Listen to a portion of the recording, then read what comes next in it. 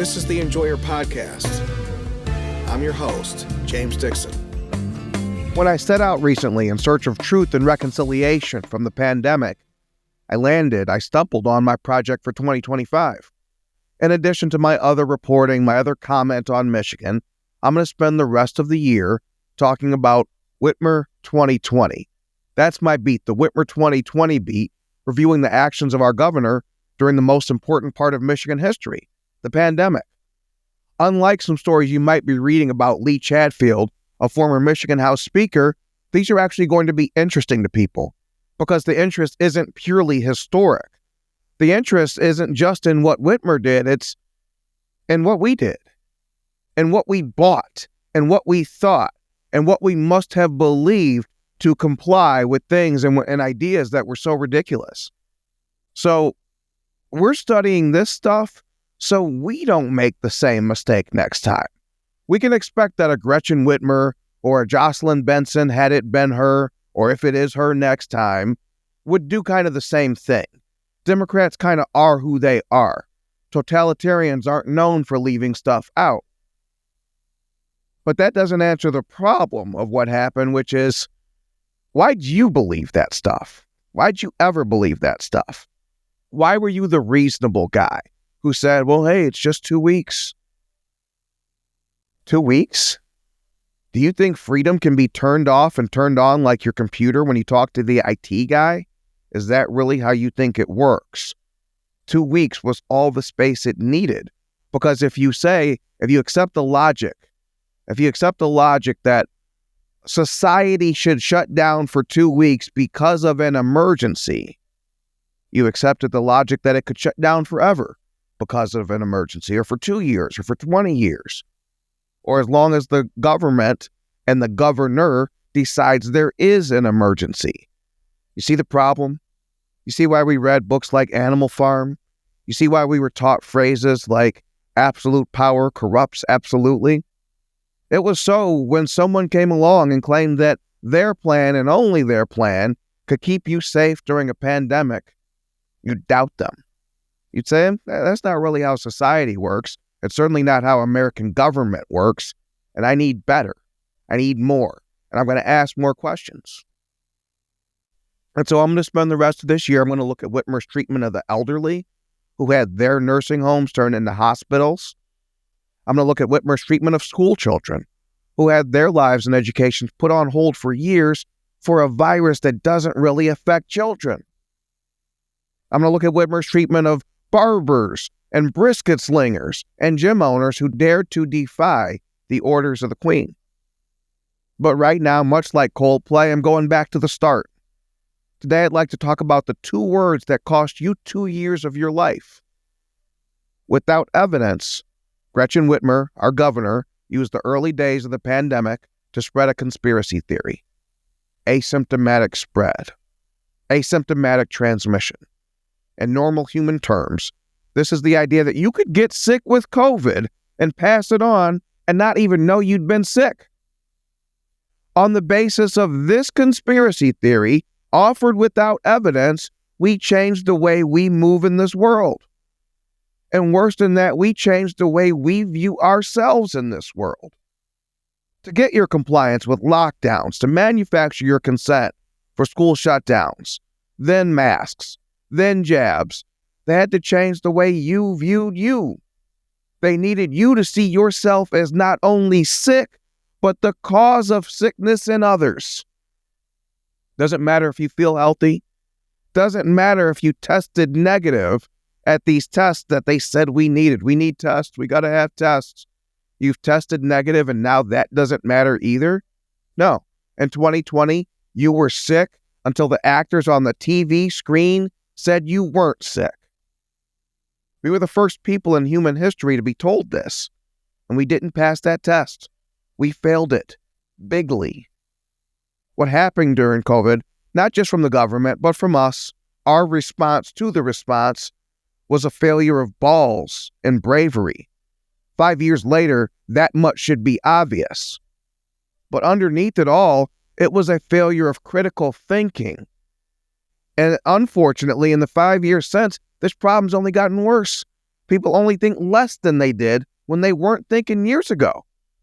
And so as much fun as we will have discovering the truth of COVID, seeking reconciliation for what we've done, we have to look inside too. What was it in your character back then, or even now, that told you to be reasonable? What was it that led you to tell others to be reasonable, or that it's just 2 weeks? What was that defect of character? I'd love to know it, but my question is, you don't have to tell me, but do you know? Do you know why you were that guy? If I told you that your wife and I were going on vacation, but that it's just for 2 weeks, would you be reasonable? Probably not. If you're the kind of guy who listens to this podcast, definitely not. So why then were you reasonable when they told you to stay home from work, the work that pays the mortgage on your home with your wife? Why then were you reasonable when they stole your child's education, stole their senior prom? And how much of a fool did you feel like being reasonable and priding yourself on that? Then George Floyd dies, Black Lives Matter floods the streets in every American city, and numbers too big to ignore, and nobody gets arrested for violating lockdowns. Did you notice that when people protested lockdowns, they were demonized in the media? They were called super spreaders. Whitmer at one point threatened in May that if the protests don't stop, she would extend her lockdown orders. The Free Press reported at one point that 250 protesters had marched in Lansing in defiance of the rain and Whitmer. If you want to know where the Queen Whitmer narrative comes from, you see a lot of it on Twitter, it's from headlines like that. And I say all of that to say this. Your reasonableness can and will and was and will be again used against you. Your reasonableness can and will be used against you. And so the next time there's a George Floyd and it pulls on your heartstrings, the next time there's a health scare, the next time they try to shill the climate crisis, which absolutely no one believes in now, but give them an event and they might, what will you do? If you get scared because some lady on the TV tells you to be, stop listening to this podcast immediately. If you're listening on the web, do me a favor, click that little red X in the corner of your screen. You've had enough internet today. You do not get to have the privilege of continuing to listen to this podcast because you're not one of us. Your departure would be addition by subtraction. Much like the 300 Hebrews when they fought the Midianites, my attitude is this: anyone who's afraid should go home. Or as they said in 2020, they should stay home and stay safe. On Twitter, they say, stay frosty. That way you won't have to get frosty. Guys, we're going to need to stop the next PSYOP before it happens and as it's happening, or I'm going to be doing this podcast in the breadline. It feels like America was granted a reprieve last year when Donald Trump was shot and didn't die, and then won the election and won a mandate by winning 7 out of 7 swing states. But it feels like we're on a probation of a sort. Like we're running an egg race. One wrong move and the whole thing will go splat. I think we all know it'll only take one more turn of communist rule to bring in millions more illegals and then grant them the amnesty that will make America the new California, a one-party blue state headed toward the gutter. That's it. That's all it would take. That's how close we are. That close. If Ronald Reagan said that freedom is never more than one generation from being extinguished, it was probably his amnesty policy in 1986 that brought us that close to the line. Thanks, St. Reagan. And normal human existence, you're generally healthy until you're specifically unhealthy. And so to put this in the parlance of our justice system, you're innocent until proven guilty. In our health system, you're well until proven sick. At least you're healthy enough to go on about your life for better or worse. Maybe you'll die that day, maybe you'll live another 50 years, but you get to make that choice.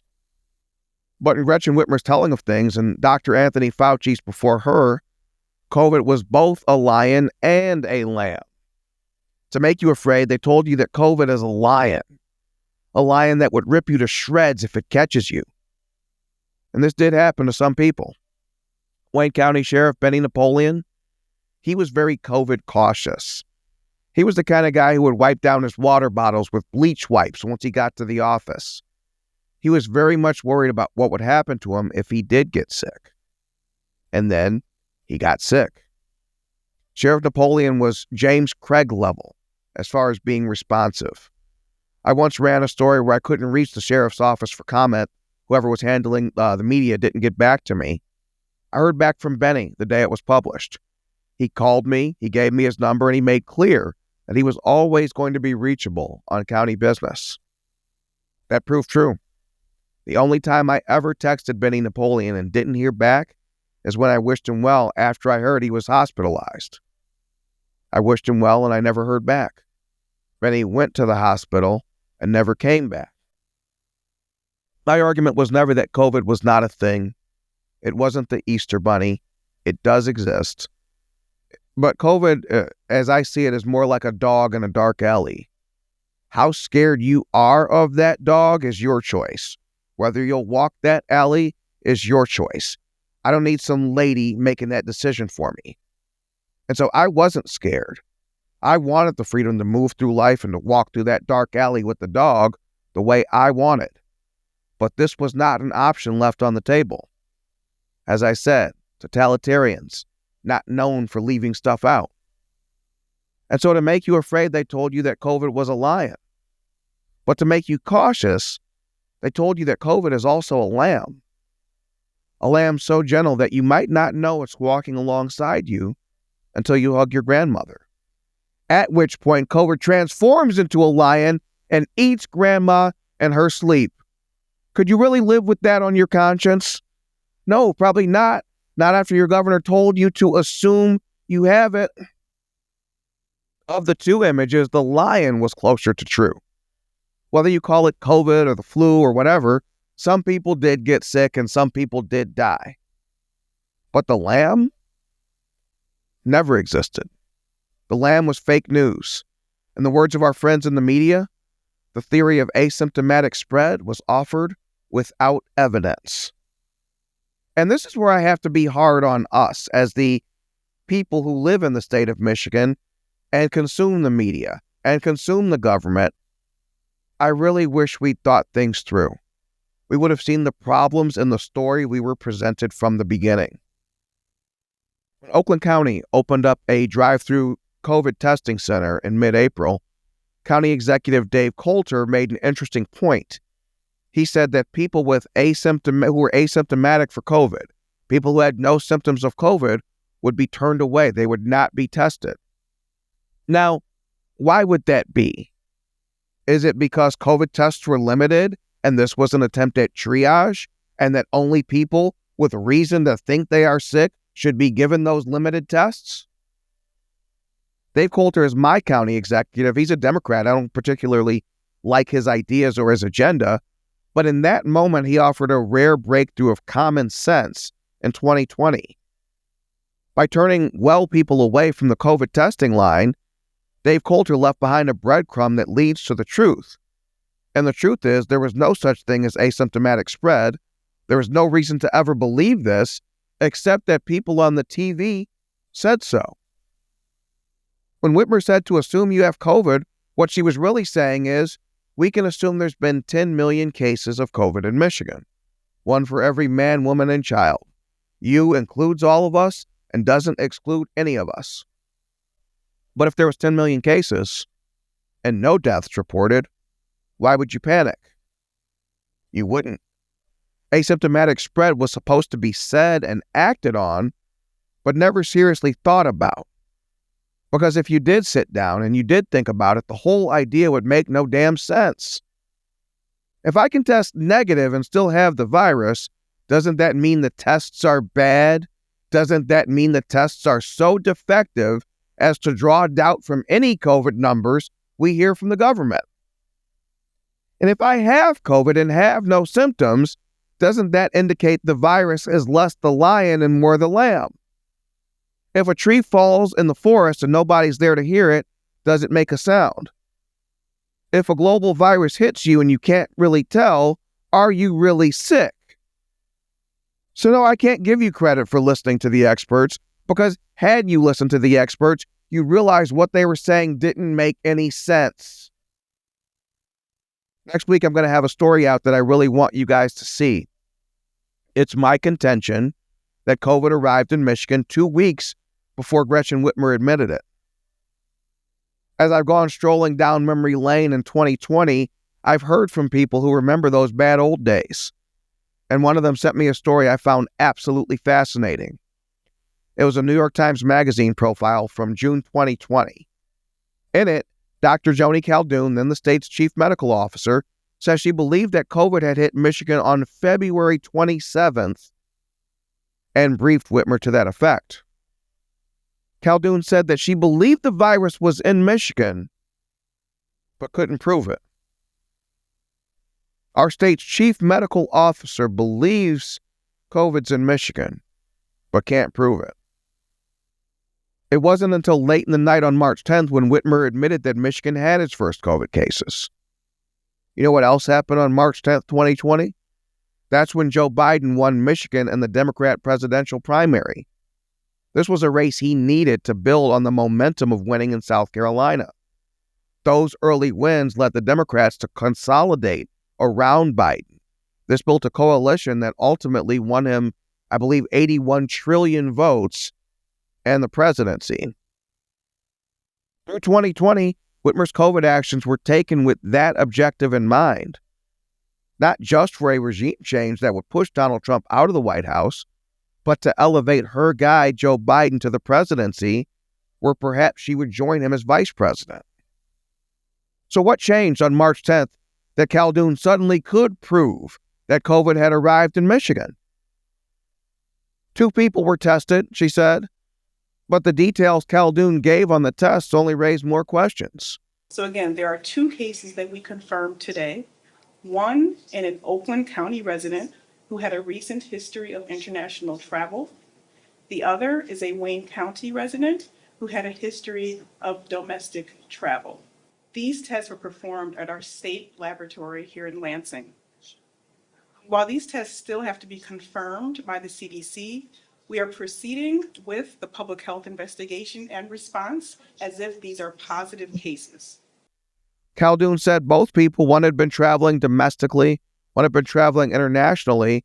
Both people came to Lansing to be tested at a state facility. I obviously don't live in Lansing, but I can't say I remember ever hearing, because one of the people was from Oakland County. They swim in the same water we do. They read the same news and see the same alerts on TV that we do. I don't recall ever hearing, and remember, we were home back then, I don't remember ever hearing that the state was putting out feelers for people to come to Lansing and be tested for COVID. Go to Lansing, go where in Lansing? And do what? And so the question that came to mind is, how did the people who tested positive know where to go to be tested, that they would be allowed in, that they would be accommodated? How'd they know to go there? And no one else knew.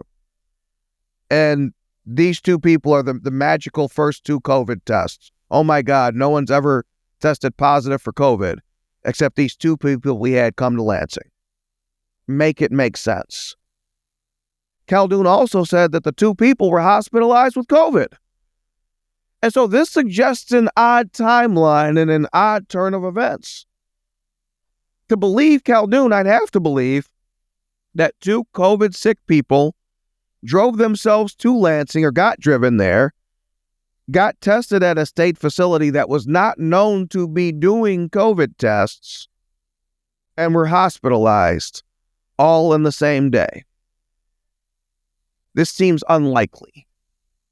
What sounds more likely to me is that Caldoun had developed certain reports of likely COVID cases in Michigan, but couldn't prove it. Remember she said she couldn't prove it? My contention is that she didn't have permission to get anyone tested until March 10th, until after the primary. And so when she says, I couldn't prove it, what if that means The governor did not give me permission to get anyone tested, knowing that if COVID were to have arrived in Michigan before the primary, there might not be a damn primary. Given that Khaldun left the state with a non-disclosure agreement, which was highly unusual in Michigan prior to Gretchen Whitmer, we can't get that answer. For Khaldun's own sake, for the do no harm of it all, she might want to free herself from that agreement or break it outright. Because until she does, in the eyes of public opinion, Joni Khaldun is just as liable for Whitmer for putting political considerations above public safety. This virus was supposed to be all-powerful, remember? But when Whitmer needed her team to win an election, she told the state's chief medical officer, "It's just 2 weeks." That's when it was useful to downplay the virus for fear of affecting the March 10th election. But from March 11th on, it was about getting Biden into the White House. And so from March 10th on, it's just 2 weeks would take on a very different meaning coming from Whitmer's mouth.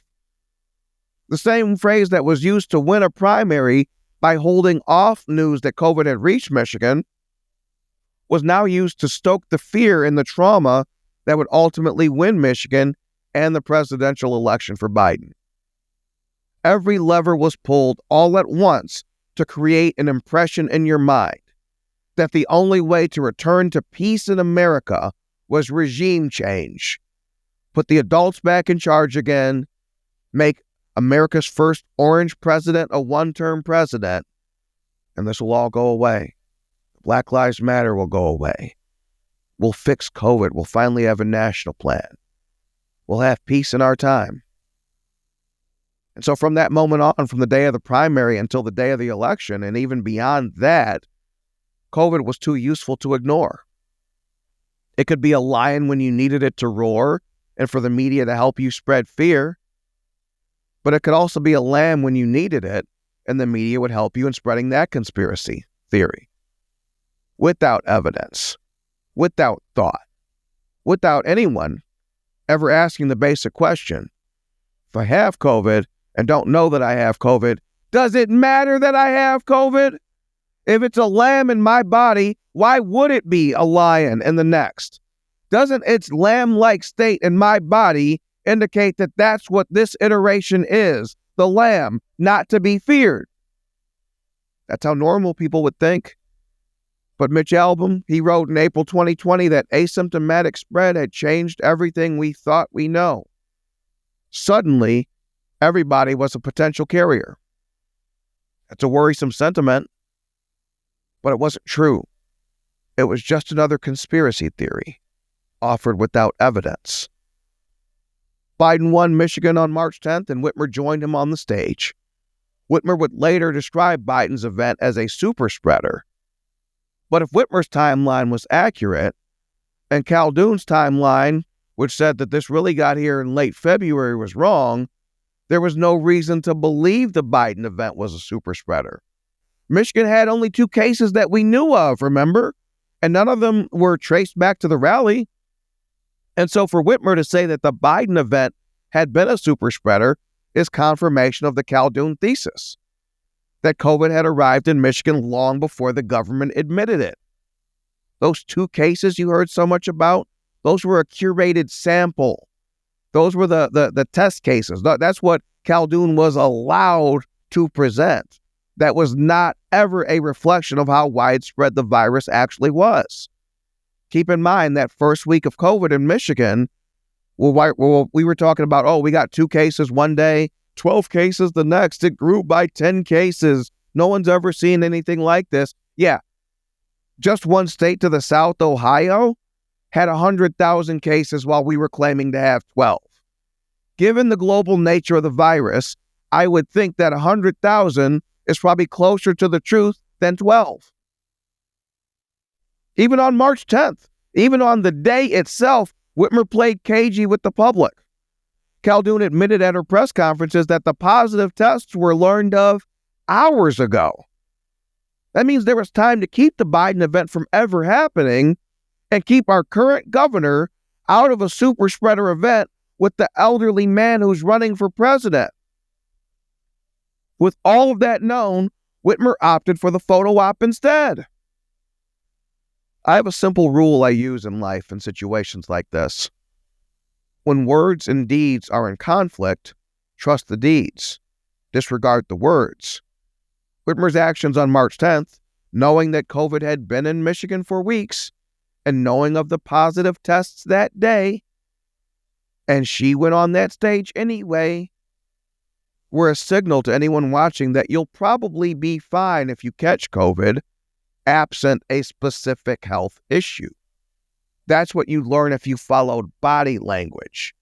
But if you're a basic person and you need the words, and the words are what you trust, and not the totality of the picture you're being presented, if you can't see the thing behind the thing, then you're stuck in the world of words. And Whitmer's words said, be afraid. Assume you have it. Even as her actions were saying, I'm not afraid, even if I can assume I have it. Right? If I assume I have it, and I'm up here hugging an elderly man, what would that indicate about the dangerousness of the virus? That it's a lamb, not a lion. And so, if you heard a lady tell you to be afraid and you were afraid, that's on you. You can't blame Whitmer forever. You didn't listen to the experts. If you had, you would have realized how little sense they were making. Whitmer's actions in the early pandemic are best understood as an audition for the job of running mate. Think about the daily press conferences. Think about the feature stories planted in East Coast media. You might remember the COVID era as a painful struggle, but our governor had the time of her life, and she owes it all to you. New York Times Magazine that June gave Whitmer her close-up. A governor on her own with everything at stake, the headline read. Whitmer is posed with her elbow propped and tries her damnedest to look very serious and resolute. At that moment, she was ready for her close-up. And in the early days of the pandemic, our governor, Gretchen Whitmer, did not follow the science and did not defer to her experts. She followed the political science and gambled with public health for the sake of her future.